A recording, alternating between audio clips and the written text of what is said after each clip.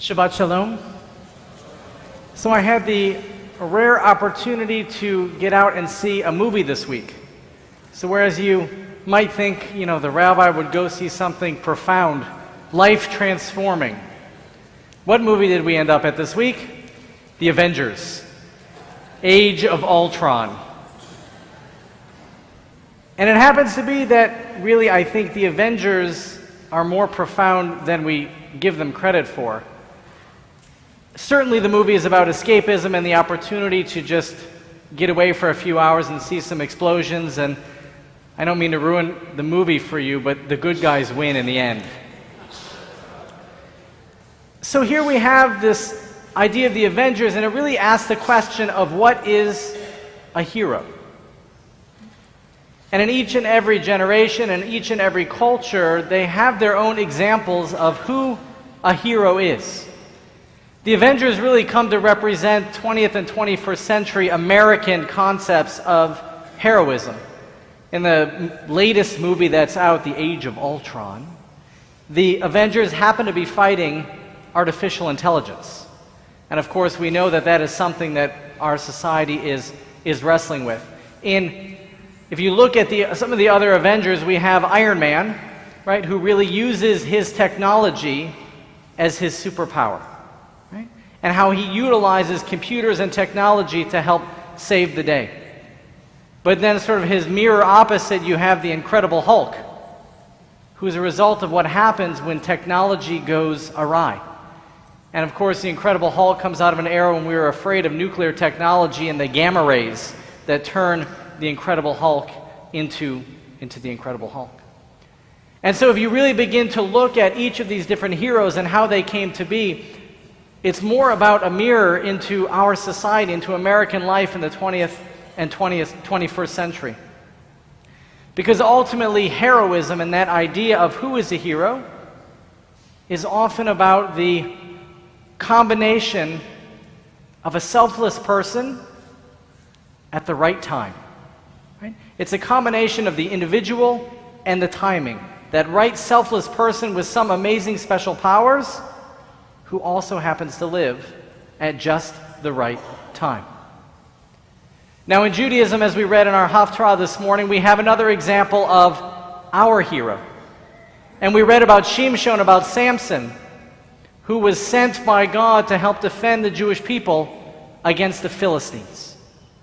Now Samson was a Nazir, a Nazirite, and as a result he garnered these superpowers of strength and spirituality that helped him defend the Jewish people against their arch enemy of the time, the Philistines.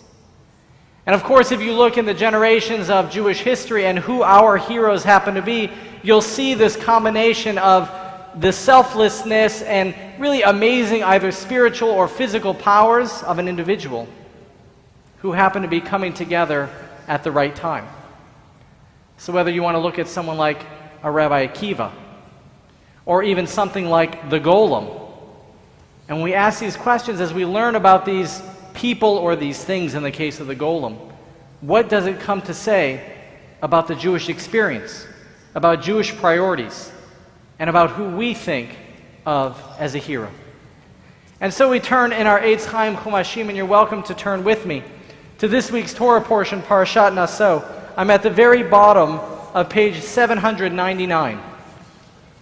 We're now in the book of Numbers, chapter 6, and our ancestors are making their way through the wilderness on their way to the Promised Land.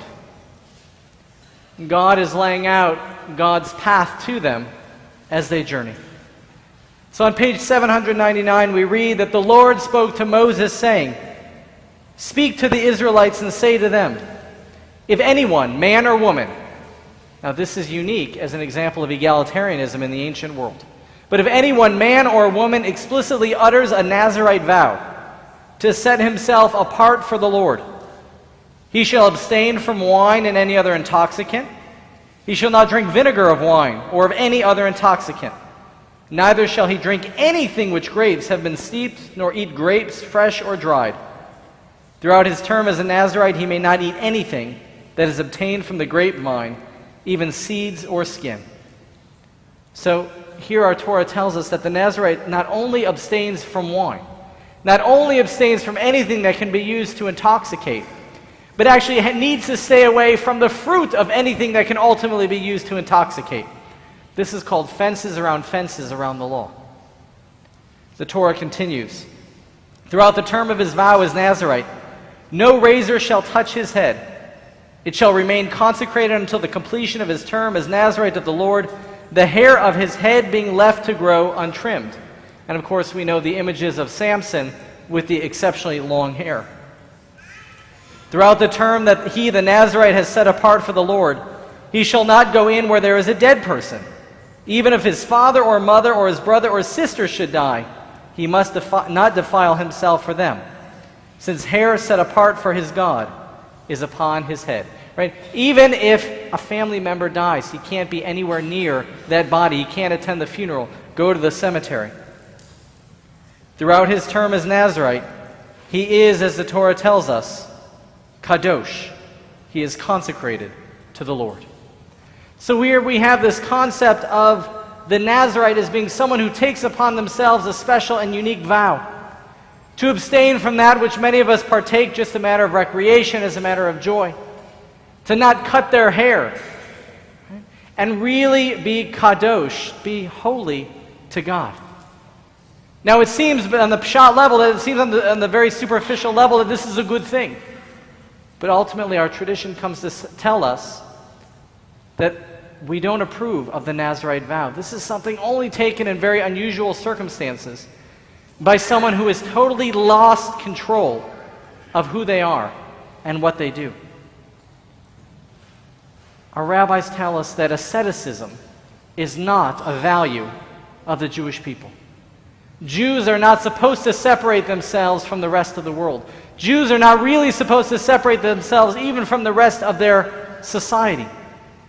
But the Jew is challenged to live amidst the non-Jewish world and to maintain their Jewishness. Even though in our tradition Samson has come to be known as really a hero of some ways, the Nazarite vow, who removes himself from society, who removes himself from day-to-day living, this is not what we hold dear.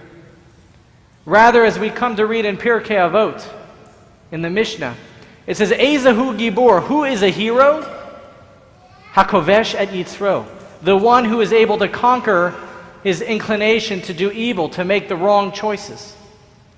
So we see for the Jew, the hero is not one who separates themselves entirely from the rest of the world so as to avoid possible contamination. The Jew is one who immerses him or herself in the world, becomes part of it, and even still is able to kovesh et Yitzro, is able to conquer that desire to fully assimilate and really maintain his or her Jewishness. We talk about heroism, we talk about greatness as being the right individual at the right time, in the right circumstances. Not all of us are presented with the circumstances that we can be an avenger for our day and age. We cannot all be a Rabbi Akiva or a Samson for our day and age. But we ask ourselves, how can we be a Gibur? How can we be a hero who's able to conquer his or her inner impulses to make the wrong choice? When we have the opportunity to eat kosher food or non-kosher food, are we taking the kosher option?